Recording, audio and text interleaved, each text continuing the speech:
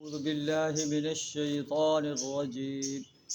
بسم الله الرحمن الرحيم. قاسم تلك آيات القرآن وكتاب مبين هدى وبشرى للمؤمنين الذين يقيمون الصلاة ويؤتون الزكاة وهم بالآخرة هم يوقنون. صدق اللہ العظیم. سورہ النمل کی پہلی 3 آیات آپ کے سامنے تلاوت کی ہیں. سورہ النمل جو ہے مکہ مکرمہ کے اندر نازل ہوئی اور مکی صورتوں کے اندر توحید و رسالت اور آخرت پر بڑے مدلل انداز سے بیان کیا گیا ہے. اسے النمل اس لیے کہتے ہیں کہ اس میں نمل کا لفظ ہے. نمل کے معنی چونٹی، یعنی چونٹی کا یہاں لفظ ہے. وادی النمل، نمل کی وادی میں، چونٹی کی وادی میں حضرت سلیمان علیہ السلام کا گزر ہوا. اس صورت کے اندر اللہ تبارک و تعالیٰ نے قریش مکہ کے سامنے 3 واقعات جو ہے وہ بیان فرمائے ہیں، جن میں فرعون کا واقعہ، سمود کا واقعہ، قوم لوط کا واقعہ. انہیں بیان فرما کر اللہ تعالیٰ ارشاد فرما رہا ہے کہ یہ بڑے بڑے دولت مند لوگ تھے، جابر اور ظالم انسان تھے.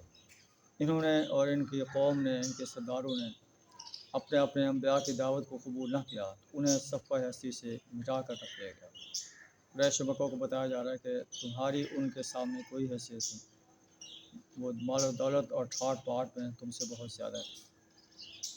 اس کے ساتھ حضرت داؤد اور حضرت سلیمان علیہ السلام کا واقعہ بیان فرمایا گیا کہ یہ اللہ کے رسول تھے، اللہ کے نبی تھے. ان کے پاس جو ہے بادشاہت تھی، مال و دولت تھی، لیکن یہ اللہ کے سامنے جھکنے والے انسان تھے. پھر ملکہ سبا کا واقعہ بیان فرمایا گیا کہ یہ ایک ملکہ تھی جو اپنے ملک کی جو ہے سربراہ تھی، سورج کی پرستش کرتی تھی، یہ بھی اور اس کی قوم. لیکن جب اس پر حقیقت منکشف ہوگی، حضرت سلیمان علیہ السلام نے انہیں اللہ کی بندگی کی، اللہ کی پرستش کی، اللہ کی غلامی کی، اللہ کی اطاعت کی دعوت دی. تو ایمان جو کہ انسان کی فطرت میں موجود ہوتا ہے، تو یہ آپ کی دعوت پر ایمان لائے گی. اور مال و دولت ہونے کے ساتھ ساتھ یہ اللہ کے فرمانبردار جو ہے بندے تھے. تو یہ واقعات بیان فرما کر قریش مکہ کو خبردار کر دیا گیا کہ تم ان واقعات سے سبق حاصل کرو اور اپنی چھوٹی سی مال و دولت پر، سرداری پر جو ہے فخر و غرور نہ کرو، اور اللہ کی وحدانیت کو، رسول اللہ صلی اللہ علیہ وسلم کی رسالت کو اور یوم حساب کو تسلیم کر لو، تو تم کامیاب و کامران بن جاؤ گے. اگر نہیں کرو گے تو تمہیں بھی اسی ذلت کا سامنا کرنا پڑے گا جو فرعون، آل فرعون، قوم سمود اور قوم لوط جو ہے جس جو ہے انجام سے دو چار ہوئے، تمہیں بھی اسی انجام کا سامنا کرنا پڑے گا. اللہ سے دعا تعالیٰ ہمیں ان واقعات سے سبق حاصل کرنے کی توفیق عطا فرمائے. وآخر دعوانا الحمد للہ رب العالمین.